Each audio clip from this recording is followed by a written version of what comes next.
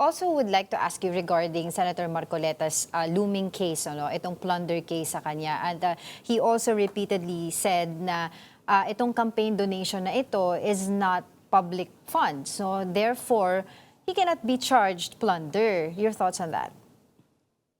Well, I suggest they read again the anti-plunder law.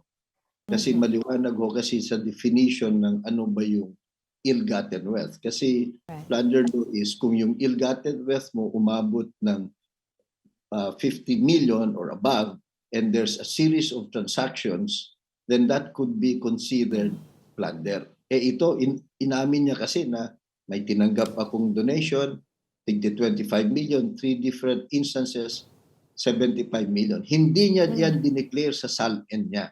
Hindi niya yan dineclare dun sa statement of contributions and expenses required by COMELEC law of any candidate. So, kumbaga, hindi niya pinaalam, tinago niya yan. E nung nagkabukuan, nung kinasuhan siya sa COMELEC, sabi niya, hindi, natanggap ko yan, pero hindi pa kasi noon election eh. Hindi pa campaign period. Therefore, hindi ko na kinakailangan i-declare. Pero hindi rin naman niya dineclare sa SALN.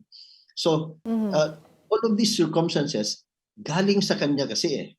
So, ngayon, ang kanyang appeal to the public is, hindi naman yan galing sa kaban ng bayan. Of course, if you're the public, you're not a lawyer and you haven't read the law, baka maniniwala ka. Pero yung pandarambong, yung corruption, kagaya ho nung kaso ni Erap Estrada noon, hindi naman siya nagnakaw daw sa kaban ng bayan. Komisyon ng huweteng yun. Private money. Yeah, that's right. Oh, that's good point. But he was held accountable. He was convicted for those things.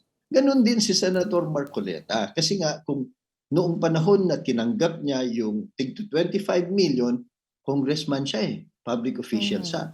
Pag ikaw public official, bawal yung tumanggap ng mga regalo. An account of your office. Of course, it is presumed it's an account of your office kasi nakaupo kang congressman eh. Wala siyang, sabi niya, regalo lang daw. Hindi ka tanggap-tanggap yun. That is indirect bribery. So yun ang kanyang problema. Yung bang maganda rin, it's good that we explain this para mas maintindihan ng ating kababayan.